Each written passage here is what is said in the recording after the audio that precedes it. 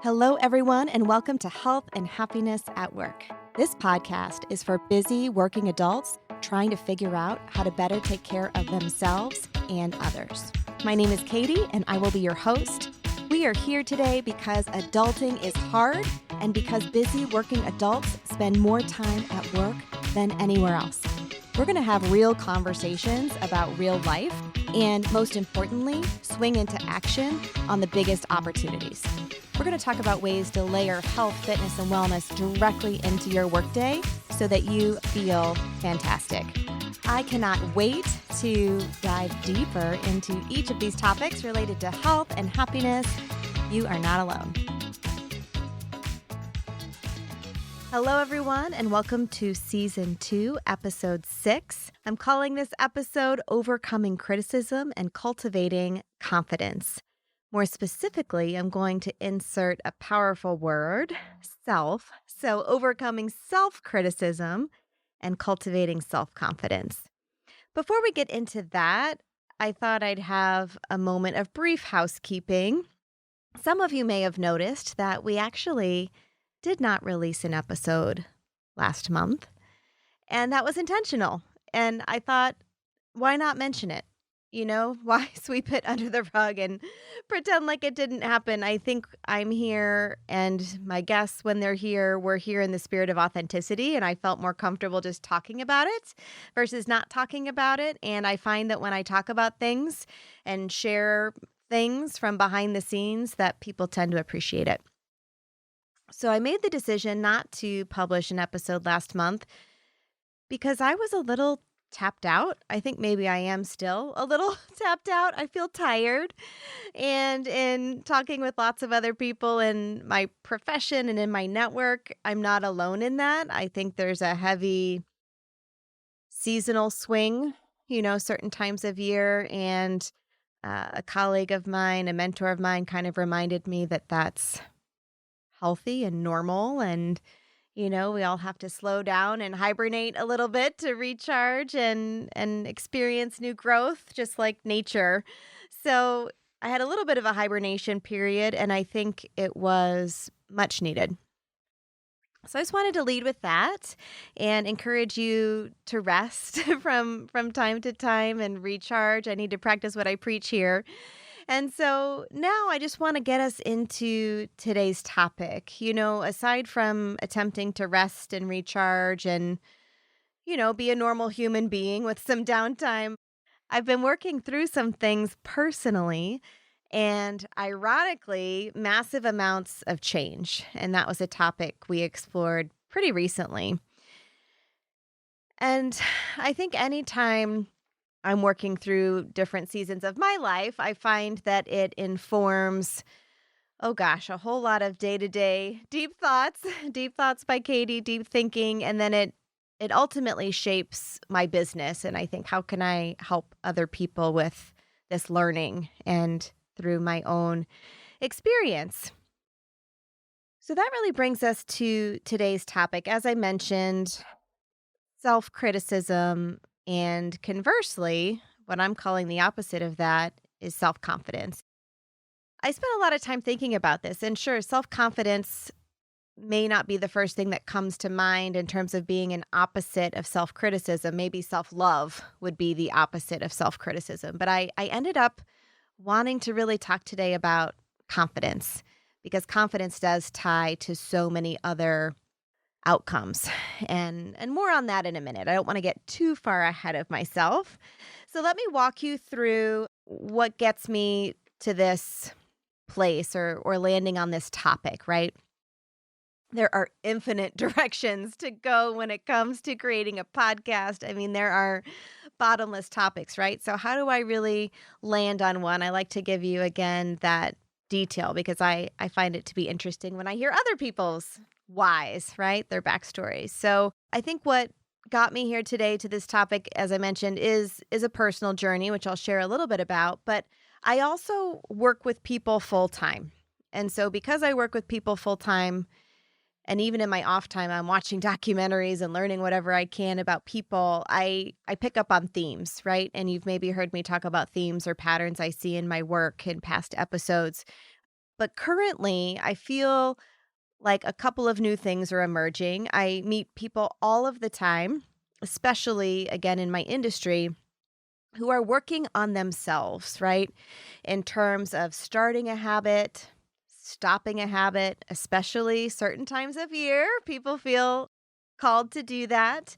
I also meet people who are struggling with consistency, or what I will say is continuation of a habit, right? And I think anytime you're working on starting or stopping or continuing, that self criticism can really creep in. I also meet people who are exploring what they want to do from a professional perspective. Like, how do I progress in my career? How do I navigate something in the workplace? Obviously, I step into lots of different work days and workplaces. So we'll be talking about that today. And I think self criticism can rear its head there. And then, last but not least, and this is maybe the one I'm most interested and passionate about right now, is I meet people all the time who revealed to me or shared with me that they have aspirations or ideas, things that I can tell just light them up. It's on their mind, on their heart. Like, oh, I've always wanted to do this, or I had an idea, to start a business, but I had no idea where to start. Like, how did you even do that?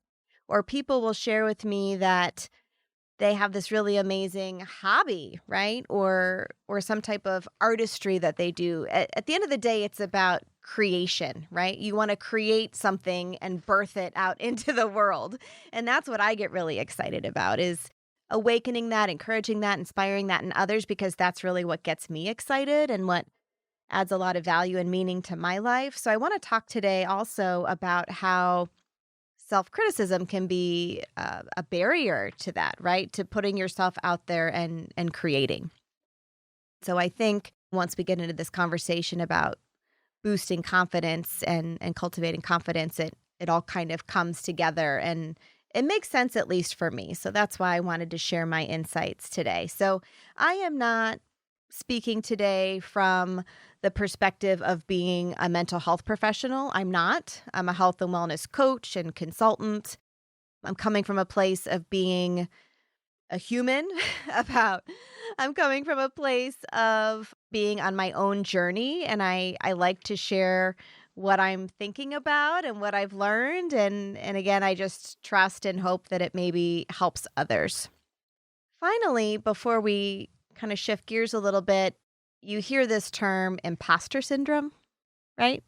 And I've definitely felt it and experienced it, and I meet a lot of other people who bring it up as well. So I don't think I'm alone in any of this that I'm bringing up today. I think I'm just opening a conversation about it. And so, other words to describe imposter syndrome are perceived fraudulence. It's characterized by feelings of self doubt, unsure of yourself. And so that's why I really wanted to lean into confidence building today.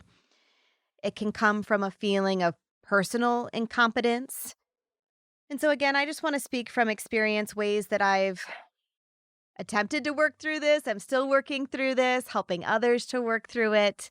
And I'm excited to get into that. So, today's really about some noticing, really tuning into beliefs that are limiting. I mean, there's so many different related topics that I'm now bringing up, but limiting beliefs are a part of this. I have concerns that people worry that something's not possible, not good enough, that they're flawed, that they're not qualified. And I just want to open up conversation about it and be helpful based on things that I'm working through as well. So I've given you a little bit about the why this is on my mind, why I chose this as this month's topic. There is a seasonal relevance, right? There are certain times of year, particularly at the start of a new year or a new quarter or a new job or a new anything, where I think people feel an influx of ideas or inspiration, or like it's a chance, right? It's like an opportunity to do something new, start again, begin again. Oh, I fell off the wagon. I'm going to get back on again. And we really can do that any time of year, but there are certain life events or seasonal reasons why people feel that inspiration. So, hey, it's great. We'll take it. But again, I have this concern that maybe that inspiration, that idea, that awakening happens, and then it gets hijacked, right? And sure, it absolutely could get derailed or hijacked because of an outside perspective. Someone gives you feedback that's really harsh, or you overhear something, or there's some kind of external variable that's really giving you that sense of heavy criticism, right? But I also anticipate that sometimes it's coming from the mind, right? And our own self chatter that is just so blabbering sometimes. So we will explore self-talk today too, and I know we have in past episodes. I find myself wondering if people eventually tune it out, right? If you continue to say things to yourself, or if you continue to stop yourself, or if you continue to talk yourself out of doing something, it might be so persistent, so inherent that you don't even realize you're doing it, right? It's just almost automatic. And I want to walk you through something that I've been doing that really opened my eyes to that. I totally consider myself a self-help junkie. I love reading, specifically nonfiction. I love reading certain authors in particular. I love trying to then string it all together. Like, what did I learn from this book and that book? And how do I make sense of it based on my own life experiences in combination with the reading? And again, that sort of gets me to this place today of wanting to explore this topic. So there's one author in particular that I've really been taking a deep dive on, and it was in her book that another book was recommended called The Artist's Way. And I don't know, I'm looking at my producer like, have you heard of it? Gina, have you heard of The Artist's Way? She's given me, and I don't think so. And it's interesting. I took a photo of the book and shared something that was a major aha moment for me on social. And a few people chimed in like, oh, that book's amazing. Oh, that book changed my life. And so I'm a little tardy to the party. The book's been out for a while, but for whatever reason, it hadn't crossed my path. And this is a little woo-woo of me, but I'm going to say it anyway. I'm a super strong believer that sometimes things don't make an appearance or don't get pulled off the bookshelf because it's not the right time. You're not ready to receive the message or ready to process the message. And so for whatever reason, this one didn't grace my life yet, but it has now. And Sonia Choquette, I wanted to give you the name of the first author I mentioned. She's the one I'd taken a deep dive on, and she recommended Julia Cameron's book, The Artist's Way.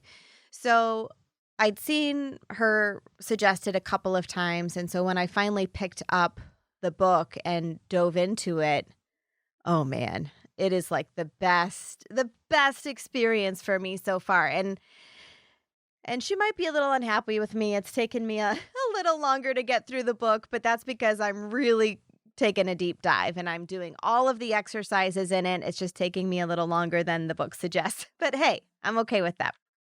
So it's through this book that I really got a smack across the face, like the best kind possible, of like, I love you and wake up to this. Wake up to the inner critic, the voice, and more specifically that chatter, right? That chatter that chimes in when you're doing something, thinking about doing something, daydreaming about something, that shuts it down. And there's a very specific exercise recommended in the book that you do every single morning. It's a writing exercise called morning pages. So I have been doing the morning pages, and the craziest thing has happened. It's been an amazing experience. I've learned a ton already. It hasn't been that long. But there have been so many times in the experience of doing the exercise that I stop and say, am I doing this right? Am I doing this right? And I even censor and filter my thoughts, and I don't write them down because I'm questioning them and, oh, I shouldn't write that. Don't write that. Write this instead. And that is like not the point of the exercise. The point of the exercise is to write anything and everything that comes to your mind because there's really no wrong way to do it. But I am putting all of these constraints on myself on an exercise that is is actually about doing the opposite. But that's the aha moment, and that's the learning as I thought, "Oh my gosh, I have stopped myself 26 times to filter and censor and criticize and to question, am I doing it right?" And the most wild thing about the exercise is nobody sees it. I am the only one that sees it. I'm the only one that sees the writing. Nobody else sees it. It's not intended for anybody else to see. And so there really is no wrong way to go about it. It just is. But it was incredibly eye-opening to me how many stops and starts and hesitations there were. And so that, again, kind of gets me to this place of wanting to talk about it. So through the process of this writing exercise in the morning pages, I'm looking at the whole experience very differently and just noticing all of that hesitation.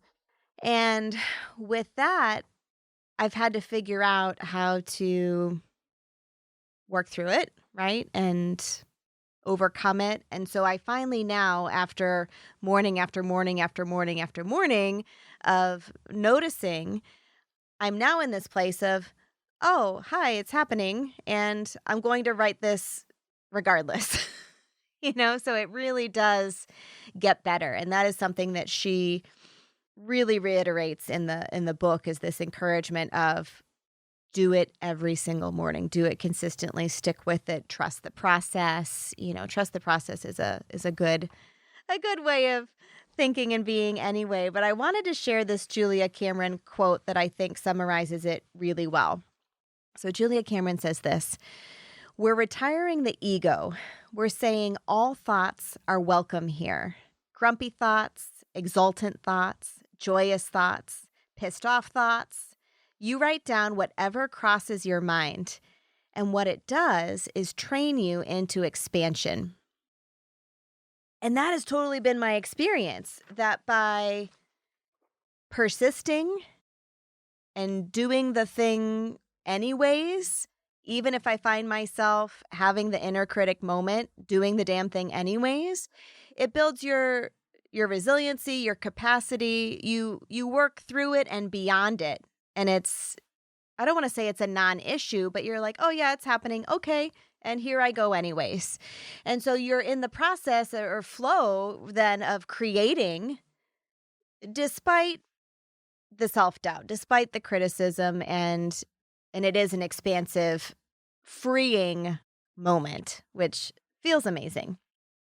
It also, to me, feels like a really heavy mindfulness moment as well, right? Because in the practice of mindfulness, we are aware, we're in the present moment, we're having the experience that we're having, and it just is.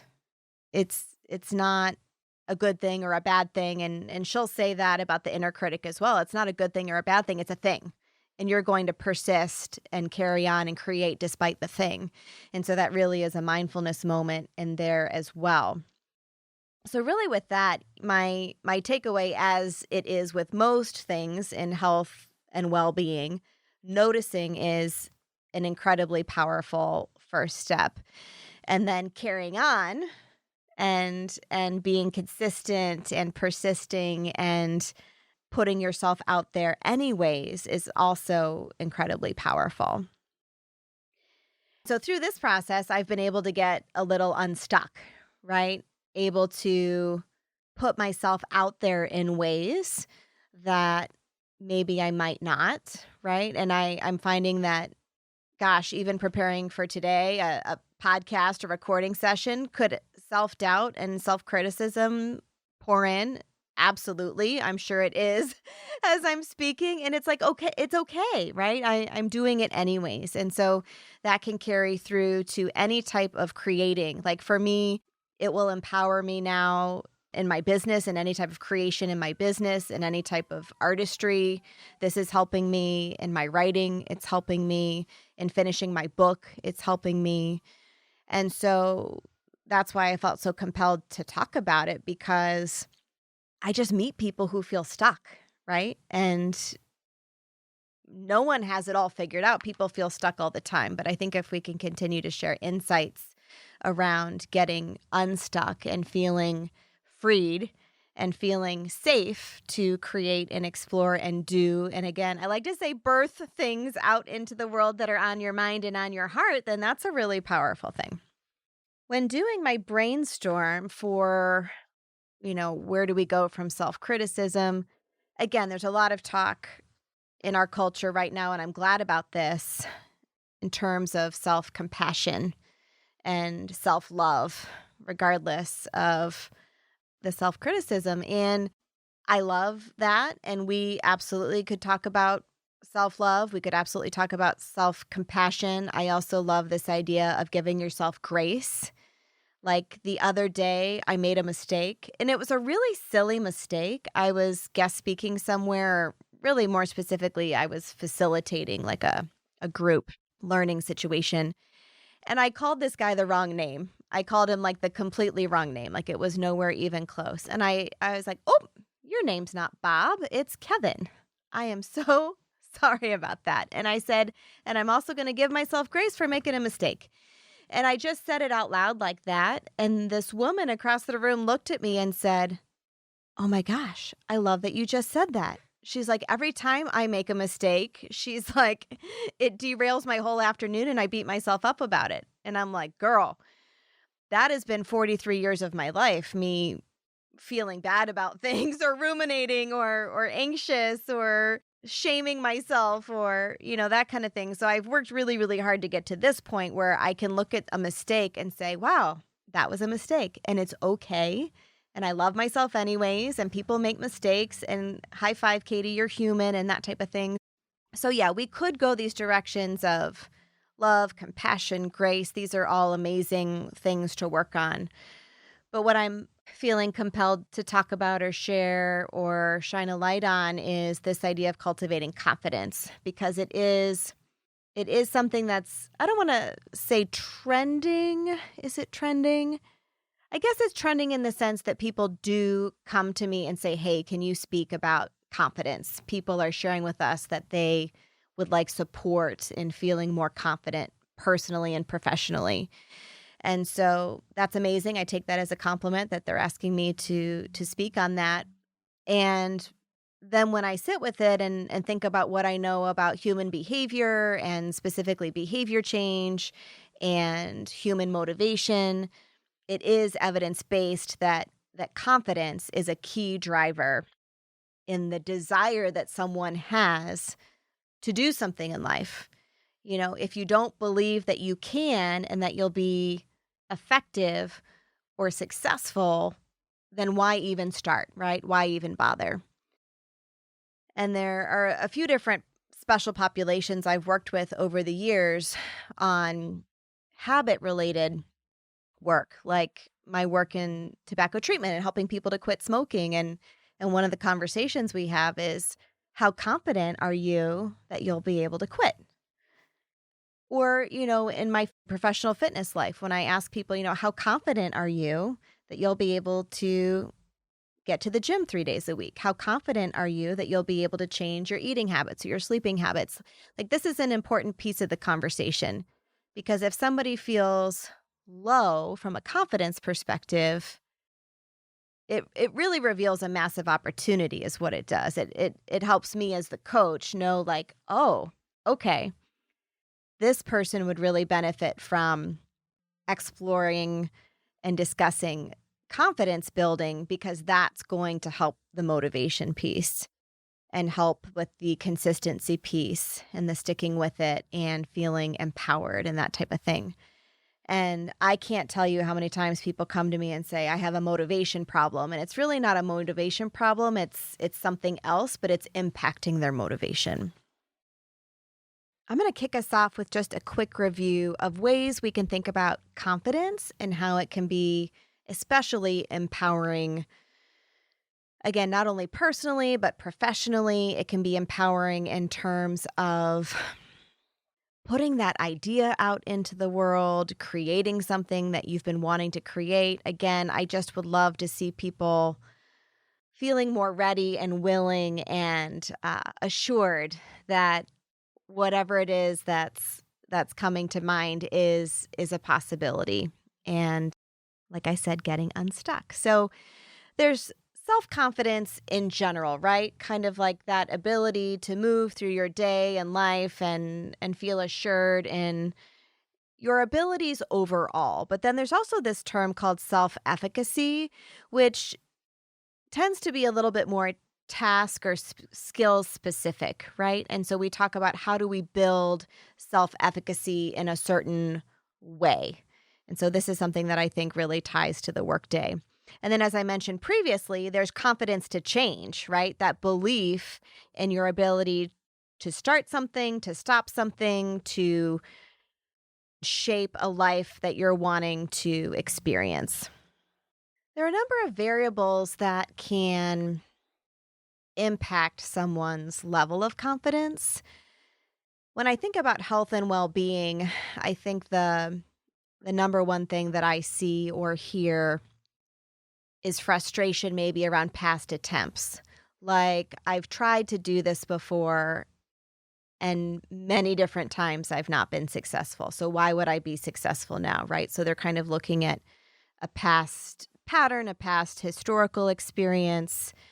There are other variables that impact our confidence, things like nature and nurture, right? So maybe just a little bit around how we're wired, maybe things we experienced as a young person or things we've lived through, people we've lived with, cultural backgrounds, and past successes and that type of thing. So there are a number of different considerations in terms of what maybe sets the baseline for confidence level, but what I feel excited to share with everybody today is that it is something that we can influence, right? There are certain choices we can make that I find to be particularly helpful.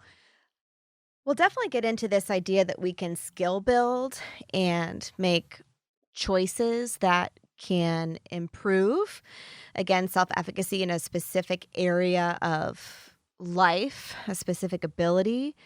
But one thing I wanted to share first really isn't about having or not having skills. It's really more of a mindset choice. And this is something that, if you've listened to past episodes, I really tend to get on a soapbox about is mindset, because I find that mindset work has been the number one driver in my ability to overcome certain things in terms of my own mental emotional health. So one of the things that's really helped me from a mindset perspective in terms of confidence is a realization that no matter what I do, there's value in it, because there is no one else on the planet who has had 100% the exact same life as me.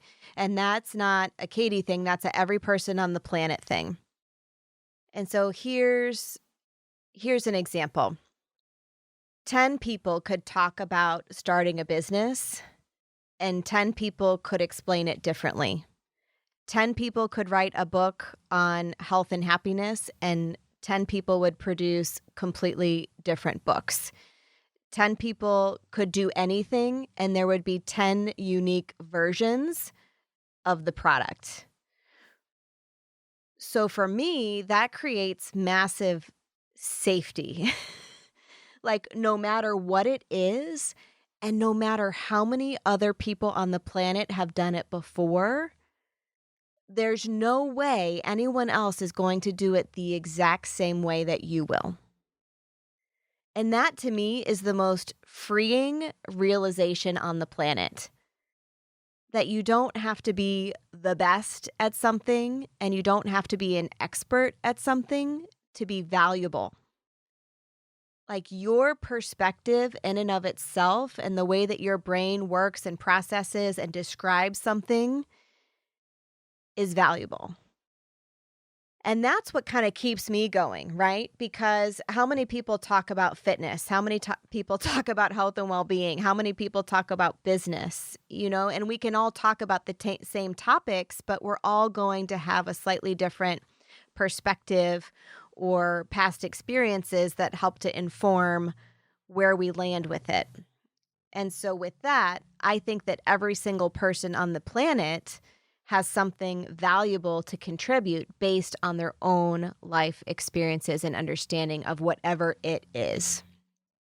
And so to me, that is empowering from a confidence perspective, because I think we can all go confidently that we have our own version, our own way of doing, of being, and there's value in and of that, right? Um, So that boosts my confidence, because I'm like, well, I've been through this, and this is what I've learned. And nobody can tell me it's wrong. Nobody can tell me otherwise, because it is what it is. It's my life. It's my life. Nobody can tell me my life is wrong, because it just is. And so when I think we use our life experiences then in our work and how we share and talk to others, it's powerful stuff, right? And you're not so slowed down and questioning, like, am I the expert on this? You don't have to be the expert on it. You still can have a perspective and still be valuable and insightful. So that's one of the things that's really helped and empowered me. But then there is this reality, and I see this a lot in my industry with health, fitness, and well-being, that there absolutely are ways that we can skill build to feel set up for success, right? So if I'm trying to help someone to exercise consistently, a question I might ask is, how confident are you that you can move around the weight room and use all of the equipment? And so that person, might look at me and say, well, I have no clue how to use any of this equipment. Okay, no problem. We can work on that. And once you know how to use all of that equipment, you're going to be way more confident walking into that room, right? People get very self-conscious when they're concerned that other people are looking at them and they don't know what they're doing. And, so there are things that we can do to improve a particular skill. To use maybe a nutrition example, I could ask someone, how confident are you that you know how to read a food label and you know what's going in your cart? And someone might say to me, I have no idea what I'm looking at. Okay, no problem. We can work on that. Say somebody comes to me for weight loss and they want to lose 50 pounds. How confident are you that that's a realistic number? And they might say, I'm not that confident at all. I want it, but I'm not very confident. So then the question becomes, well, what would support you in becoming more confident? Would it be having a small success first, like a 5-pound success? Yeah, I'd feel more confident if I could lose 5 pounds. Great, let's work on that. So there are always things that we can choose to do that will support from a skill building perspective and from a belief perspective. And that's a pretty heavy tactic that we lean on in health coaching, is helping to boost confidence, helping people to have these small successes. And I said something the other day that someone shared with me was really helpful, and I'll use it now as well. When we lack confidence and when we don't believe that we're able to do something, the tendency is to avoid it, right? So avoidance is a strategy. But the price you pay is that you never get to the other side and have that experience you say that you want. And so this is the exact example that I gave. I said, I hate to fly. I actually get pretty anxious when it's time to fly. And I'm not confident that I'm going to have a good time. I'm just like, I have to fly. I don't like it. It's kind of anxiety provoking for me. And so one possibility is that I avoid flying, and I can avoid flying the rest of my life. And that's a solution. But what is the price I pay by never flying? It would suck to not go any of these amazing places that are on my wish list, right? So there's a price you pay. And so through exposure to certain situations, we can get beyond it, right? So just like Julia Cameron was saying, we expand beyond it. And so through exposure to certain scenarios and situations, we can move beyond it. So in my flying example, I take a couple of short flights. I see that I get there okay. It's all right. I start to feel more confident in flying and enjoying the process. Then I take a longer flight. I get there okay. I get there safely. Okay, I got this. I can fly. So we will be talking a little bit today too, what are baby steps, if you will, that we can take to put ourselves out there, to do and try new things, to dabble and get to the other side of it and say, oh my gosh, I did it. And that felt amazing and nothing terrible happened, right? So, barriers to confidence can be this persistent self-doubt. It can be situations that feel unsafe or unhealthy. Barriers to confidence can stem from navigating a major life change, anxiety, like I just mentioned. There are lots of different barriers, but there's just so much we can do to shift either the mindset or build the skills that are necessary, expose ourselves to the situations that will get us to the other side. So Gina, my lovely producer, was just having a moment that I wish you could have heard because it was really special. She was just sharing something kind of vulnerable with me about overcoming maybe a lack of confidence. Is that a fair assessment? Yeah, overcoming something. And she said, initially I didn't care. And then it sounded like there was some kind of shift, and you said that you chose differently.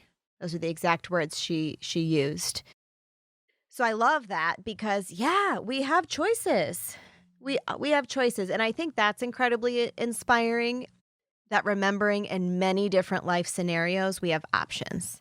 And I think options feel good. Options feel safe. Options feel empowering. And if you are feeling a little hung up, it can't hurt to put many options on the table and see where a safe space to start might be. So to kind of wrap things up and again, tie it back to not only our personal growth and development, but our professional lives, let's look at building confidence, building capacity, building self-assurance, going this route of ways that we can do so. But let's take a slightly deeper dive. Anxiety is this persistent worry, persistent overwhelm that causes people to oftentimes avoid situations, but it's exposure that can actually ease it. And so I think about something like public speaking, which I think is very high on the trigger scale in terms of people feeling avoidant and people lacking confidence. And maybe that self-criticism, like really rearing its head, like, oh my God, what did I just say? Oh my gosh, did they see how nervous I was? Some people sweat just thinking about it, right?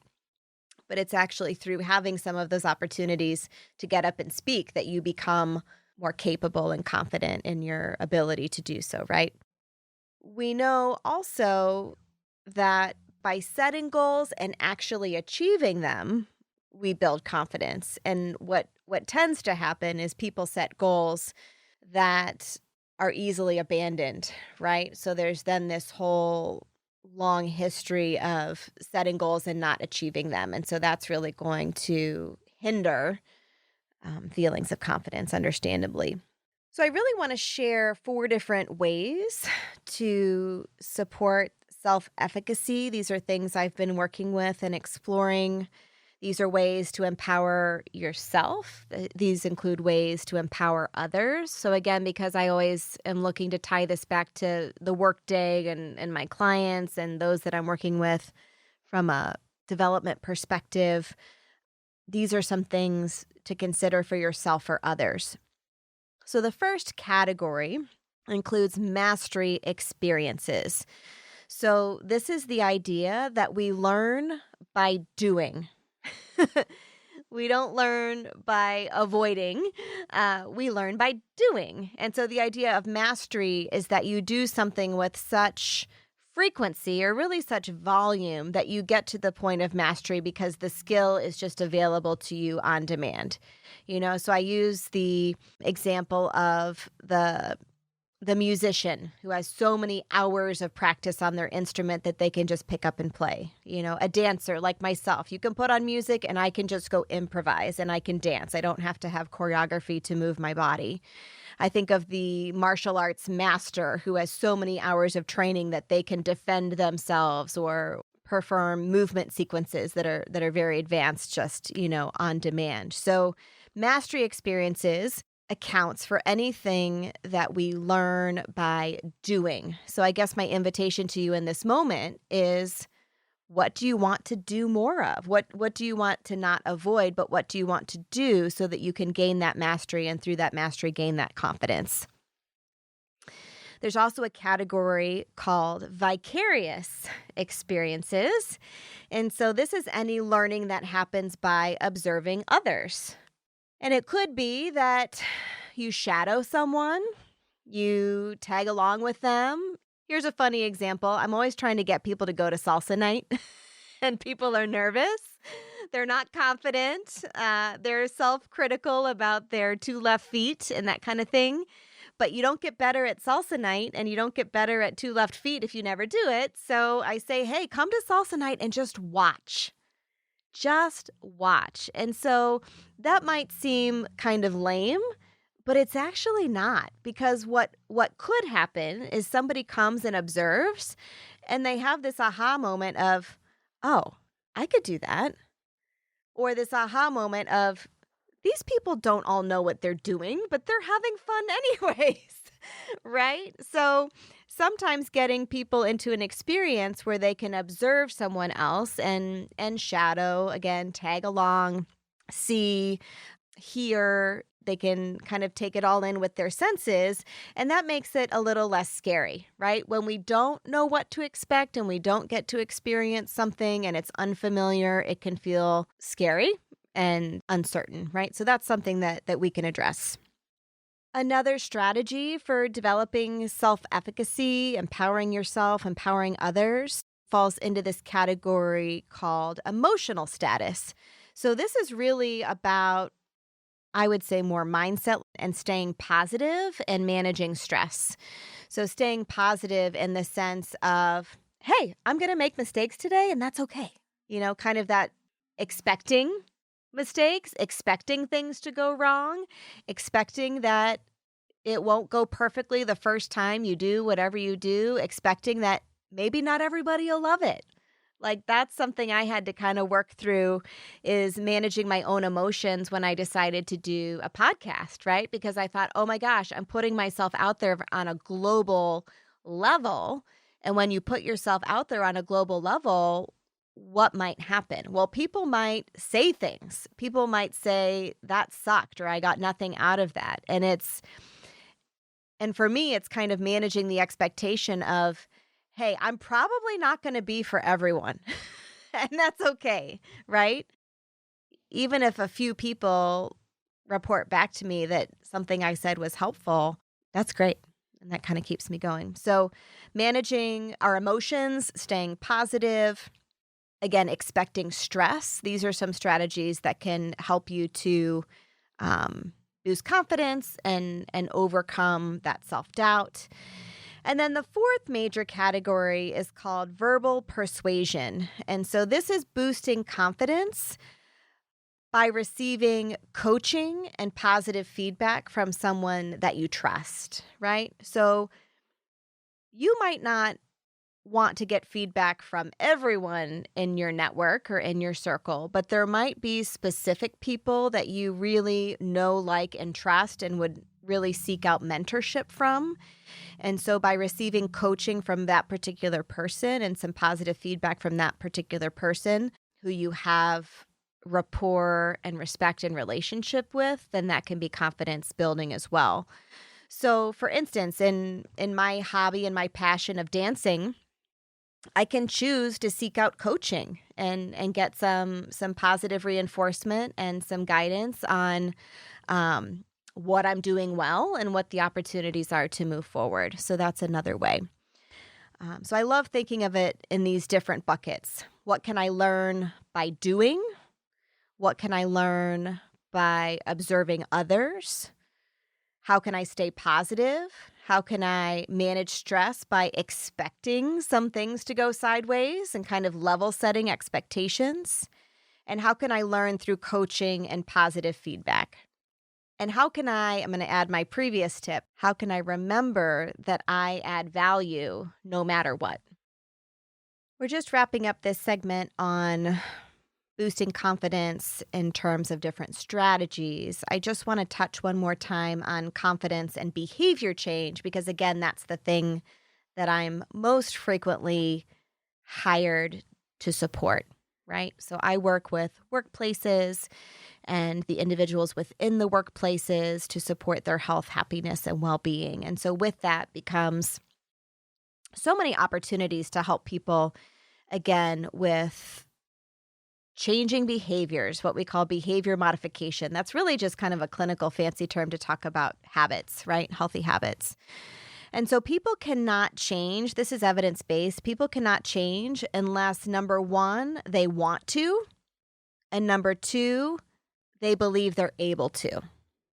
So number one speaks to importance, and number two speaks to confidence. So I'm going to say that one more time because I know I'm a visual learner. I have to see things. So maybe if people are like me and they have to hear it multiple times, people cannot change unless, number one, they want to, which means it's important to them, and number two, they believe that they are able to. And so that's the confidence component. And so what we find is that people end up, as I mentioned, unmotivated because importance is low and confidence is low, and we are just not set up for success from that perspective. Sometimes importance is high, but confidence is low. Like I mentioned earlier, people say they want something, but they can't, quote unquote, get motivated. Well, it's a confidence issue. When importance is low, we first need to work on resolving that discrepancy. Like, why is this particular aspect of your life or your work not important to you? And that just opens up a whole opportunity to discuss, discover, and explore. This is all coaching strategy. And when confidence is low, we must look at, again, what can we do to build that self-efficacy, to support the mindset, and to skill build. And so these, I think, are just really valuable takeaways when you're looking to support yourself or someone else, or you're managing someone.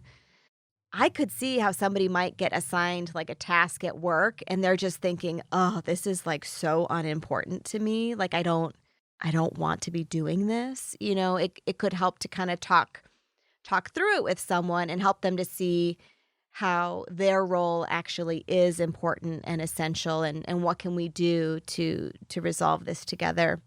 So I think opening up dialogue or conversation on how do we make something more important, how do we make something such that you feel more confident, this really helps people to experience life differently and stop behaviors, start behaviors, continue behaviors, and get unstuck. All right, so I'm going to wrap up today just by offering up kind of a summary of what we most recently talked about in terms of coaching for confidence, right? So we got to this point because we were really looking at self-talk, chatter, how doubt and criticism, that inner critic, can set in, and it can stop someone from doing, creating, experiencing, learning, developing. All these beautiful verbs don't happen when someone has that inner critic and self-criticism and talks themselves out of an experience, right? And so you might choose to use this coaching on yourself, or you might choose to use this coaching on someone else. But some things to keep in mind as we wrap up today, again, are to review past successes. This can be a massive source for enhancing confidence. Focusing on skills and strengths. They don't necessarily have to be related to the task at hand, but strengths that you have globally can get applied to many different domains of life or focus areas. Make a list of attributes that you appreciate and enjoy and love about yourself. And remember that your unique experiences are inherently valuable because you're valuable. Every single person on this planet is valuable because they bring a completely unique perspective to a situation. And I think this is a total sidebar. We are finally getting to this point in our culture where neurodiversity and this appreciation for how individuals' brains process information, how they perceive information, how they explain information, and all of this, it really is a beautiful thing, and it's really amazing. And assuming these individuals learn how to work together, it can create some magic, but we have to know that we're all just a little different. Seeking social support obviously is powerful. Going back to the Julia Cameron book and how much I'm getting out of that, she really talks about creating a sense of safety and how it's possible that over the years, people have threatened that, right? People have said things, done things, judged things that creates extreme pain. And it's actually kind of traumatizing. And that's another reason why people end up feeling stuck, is because that loop of outside criticism is persistent, and it feels unsafe to try, create, put yourself out there. And that ties to what we've spoken about in past episodes too, about psychological safety. So think about who you feel especially safe around, and then that can be a powerful place to be in terms of a social circle or a workplace, support system. It can be helpful to brainstorm with these people that, like, trust, respect, feel safe around. Again, in terms of mindset work, remember that trying new things, exposing yourself to new things is a beautiful thing. And again, expecting a little chaos, expecting that, something like public speaking, the first 6 to 10 times, it might be awkward and uncomfortable, and it's okay. Like, change is inherent. It won't always be that way. I think finally, I would invite people to daydream a little bit. What are the daydreams that have gotten dismissed or snoozed over the past decade of your life? What have you talked yourself out of doing, and how can all of this learning be applied to get to the other side and have a completely different experience? So, as cliche as it is, I'm a huge proponent of don't quit your daydream. Or more specifically, don't talk yourself out of your daydream. Figure out how to overcome, how to notice and acknowledge the criticism and say, oh, there it is again, it's happening, and to carry on despite it, to expand beyond it, to expose yourself to different situations, and to have the confidence that you matter and you're valuable, and you'll get to the other side safely. So with that, we are complete, and thank you for tuning in and listening and hearing what's on my mind. It's a busy place, and I'll see you, or more specifically, you'll hear from me next month. Be well.